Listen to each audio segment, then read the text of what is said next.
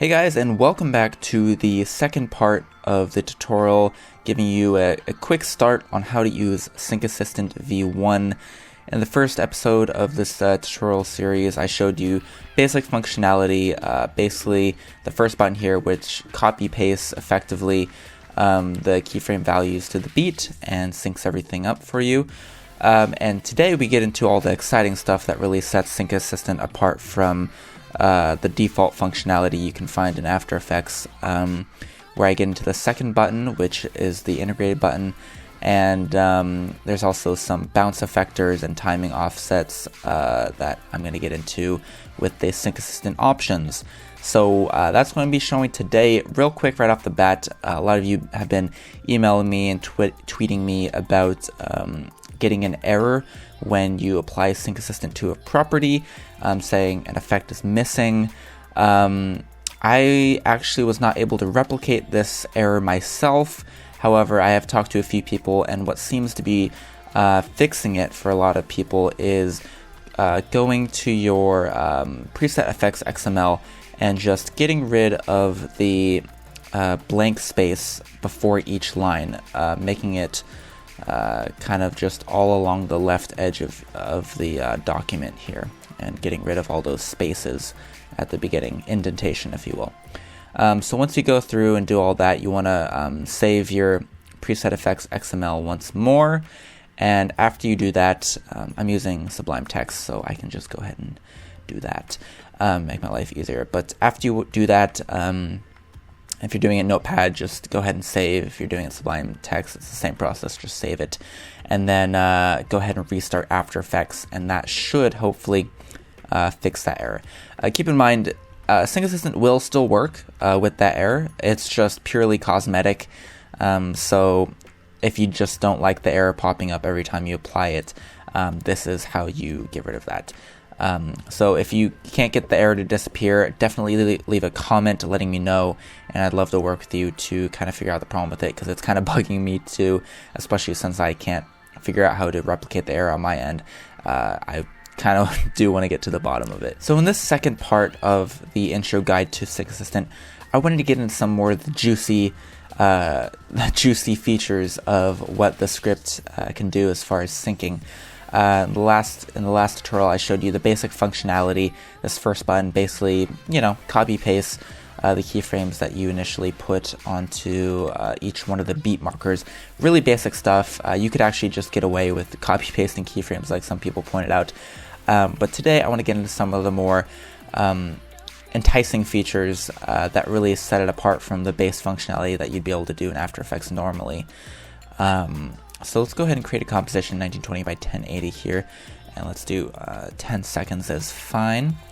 And just to kind of demo, let's go ahead and create just a basic shape, a nice little rectangle here in the center of the comp. I'm going to hold down Control to scale it out from the center. And there you go.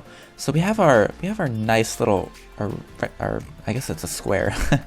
And what I want to do is, I want to have the rotation go in one direction, and when it's not on a beat, I want it to be moving slow, and then when it hits the beat, I want it to speed up, and then slow down, and then speed up, and then slow down on the beat. I'm not going to be doing any music in this one, because I'm a little bit lazy, but I will be still demoing it. So that's what I want to happen. I want it to speed up on the beat, and then kind of go at a slow pace until it's another beat, and then speed up, and then slow down again.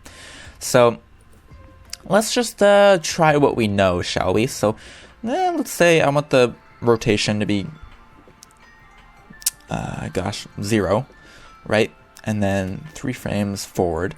And let's go ahead and put the rotation up to 90. So on the beat, it's rotating from 0 to 90 degrees, and then back down, because you always have to go back to the same value as you started with. So this is where you get into a problem. We're like, well, it's rotating from 0 to 90 and then back down again. So what it's doing is it's going 0, 90, and then it's just returning. And it's like, well, that's not what we wanted. We wanted to keep rotating and speed up on the beat. Well, this is where the second button comes into play. So if we click the second button, this is what we're telling SyncAssistant, right? This first keyframe, it's 0. So when there's not a beat, it's going to be going at 0 degrees per second. It's not going to be moving. But when it does hit a beat, it's going to jump up to 90. And that's not 90 degrees. That's a speed of rotating at 90 degrees every second. So it's actually going to be it's going to be going 90 degrees every single second. So it's basically, we're defining a speed. And then when it'll ease out slowly back to 0 degrees per second. So instead of doing this, which is just let me ease these. Instead of doing this, I'm going to click the first button here and just doing the values. I'm going to go ahead and place a few markers right there and right there. So instead of doing this, which is rotating to 90 and then back, let me just ramp preview this. So actually, it's happening a tad bit fast here, so let me kind of bring these out so we can actually see what in the world is going on here. Let's ramp preview again. So it's rotating to 90 and then back again. So you see that's not what we want, that's the value. But if we tell SyncAssistant to consider these as speed values, let's go ahead and unlink our rotation here by bringing up rotation, unlinking it. But instead, if we click the second button, you'll see what happens. It'll be going at 0 degrees every second when it's not on a beat. As soon as it hits a beat, it'll go boop, moving at 90 and then slowly fade out to back down to 0. And then it'll be going at 90 and then slowly fade back out to 0. So as you can see, when I click RAM Preview here, it does exactly that. On the beat, it speeds up from 0 to 90 degrees per second and then slows back down. Really nice. Well, we can get a little bit more advanced with this. Let's go ahead and bring up our base animation, and let's change the first and last keyframe from 0, which is not moving at all, not moving at any particular speed, it's just sitting there. Let's have it go, let's say 90, which is the middle one right now. So we'll make the first and last one 90, because you always have to keep the first and last the same.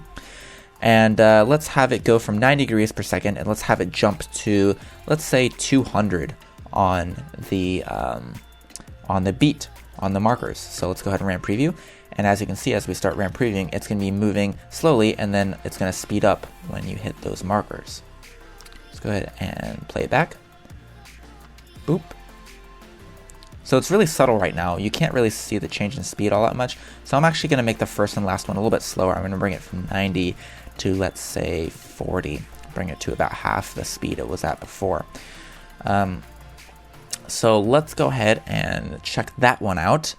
And this is the magic of SyncAssistant. So I update it once with the base animation keyframes, and it ripples across every single, it updates across every single marker automatically.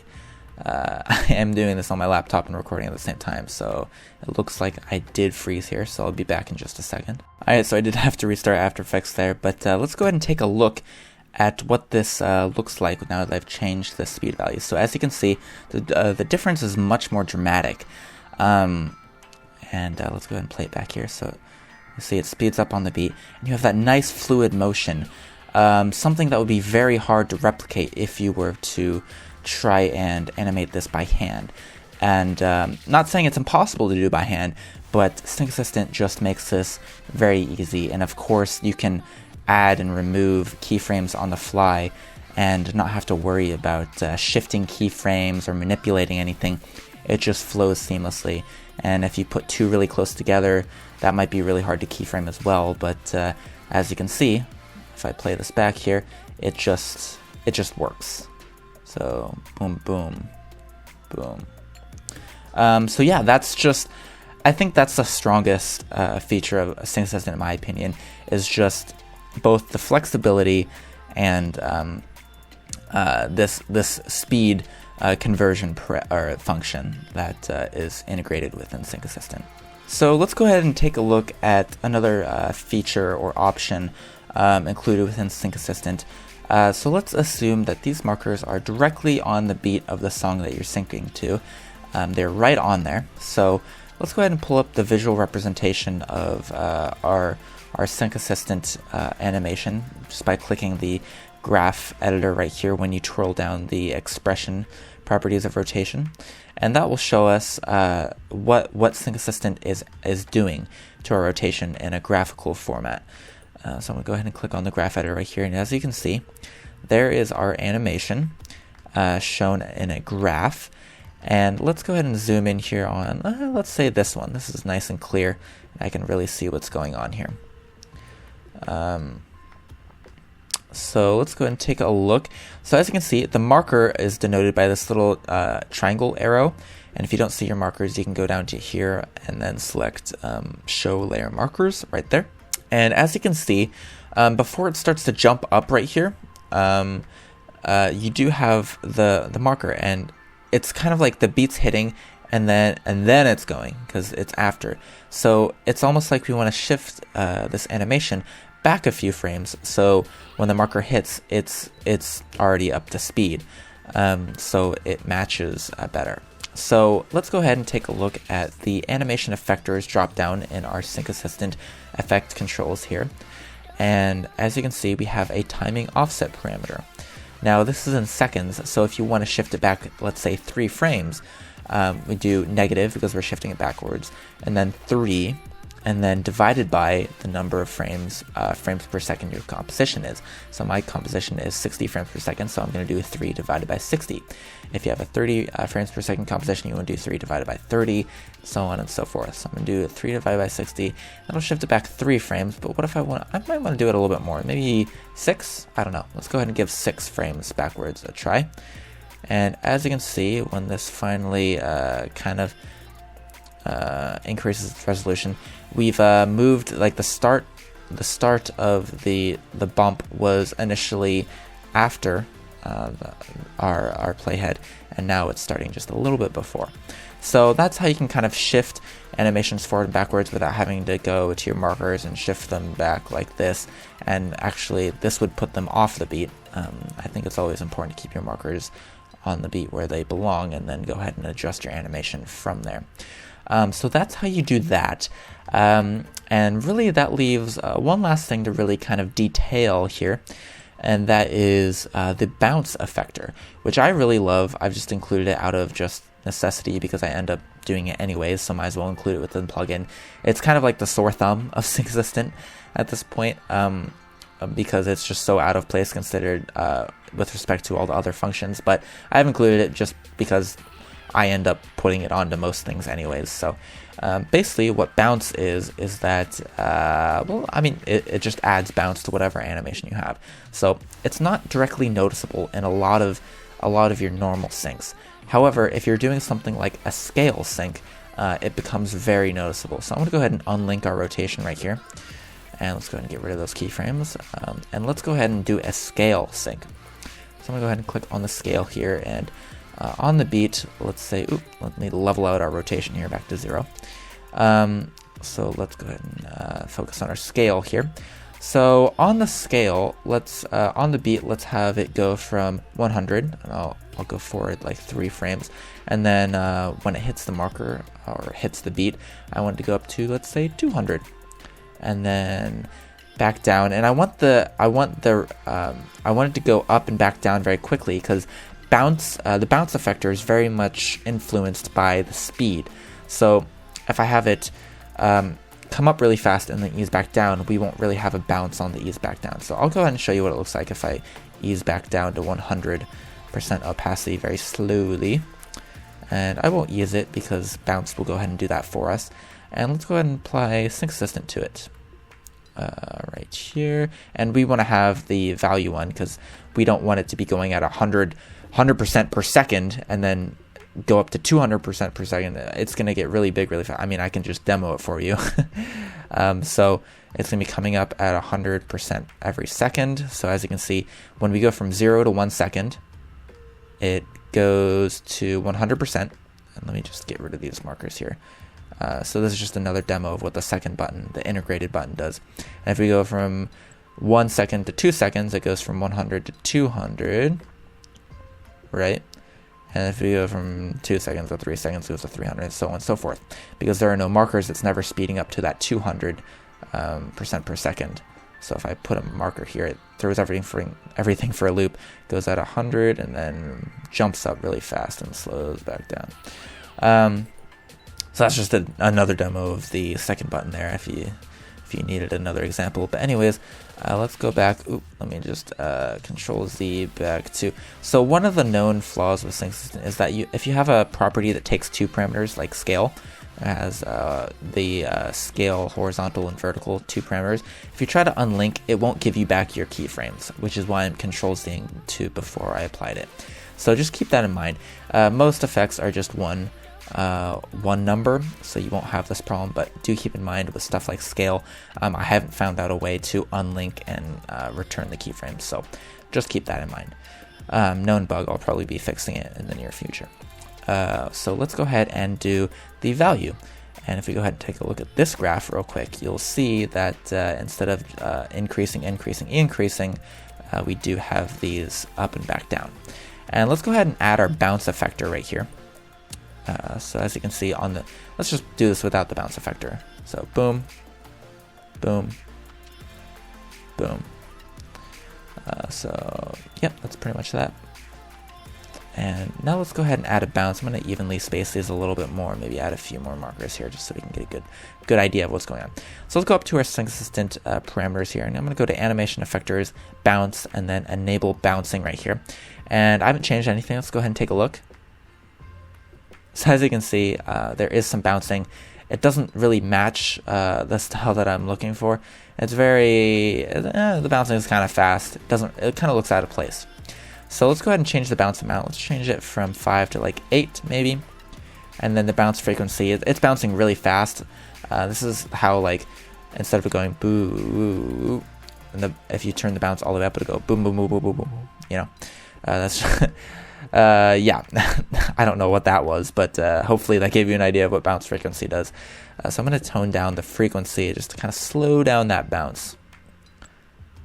As you can see, it's bouncing very slowly, and it's almost not noticeable. So let me, and the bounce resistance is how quickly the bounce dies out, how quickly it stops bouncing after it starts. So I'm going to take this down to 50 because I want it to bounce for a good little bit. So as you can see, bouncing like that, and you know, the bounce is okay. And I'm going to show you something that I've really kind of just found out by trial and error, and I found works really well for continued bouncing. So if we go ahead and pull up our base animation property here by double clicking on it, let's go ahead and let's change up our keyframes here. So we have it going from 100 here at the beginning up to 200 and then slowly back down. Let's go ahead and see what happens when we bring these keyframes to all one frame apart. So I'm going to just bring them really close to each other. And keep in mind, bounce is very much affected. What bounce does is it takes a look at the keyframes you have, and based on like how fast the change is happening, it bounces after your keyframes are done, based on the amount your keyframes are changing, and it basically extrapolates between them. I don't know, it's kind of hard to explain, but I will do my best. So this is what I found. If you put them all one frame apart, and then you go ahead and you squish them into, if you hover, or if you select all of them, hold down Alt and click on the last one and squish them, hold down Alt, click and drag on the last one to squish them all down to one frame. So in this one frame, believe it or not, it's going from 100 to 200 and back down to 100. And the reason why I don't do it spread out across 2 frames is that if you do it across 2 frames, you'll have that split second where you see it jump up to 200 and then back down, and it gives a kind of like a jittery look to it. So what you actually do effectively by squishing them down to one frame is you end up hiding the 200 frame keyframe, so you never see it, but then the bounce still considers it when it does its bouncing effector. So what you end up with then is just the bounce. And you notice it's very extreme because it's happening so fast. The bounce is obviously going off of this very fast motion and bouncing a lot more. So let's go ahead and bring this down to 2. So by squishing down the 100 to 200 to back down to 100, down to one frame, you don't get that jittering split second where it goes up to 200 back down. You simply just get the bounce. And when we play this back, you'll see it's still very extreme, but you'll see we get this really nice fluid bounce on the beat, which is awesome. Let me bring down the bounce amount back, like down to 1. And then let's go ahead and play it back. And you'll see this looks really nice, really smooth, and you can do some cool stuff with this. Of course, this is not limited to scale. You can put this on anything, just like any other SyncAssistant, anything else you can do with SyncAssistant. You can put it on any property you want. Scale is just where I find this the most useful. So there you go. That's how you do the bounce sync. And there you go. Anywhere you place a marker, let's go ahead and place one right there. It will update, and let's just have it bounce really frequently. Let's just have it just go bananas. It's just going to have a bouncy day.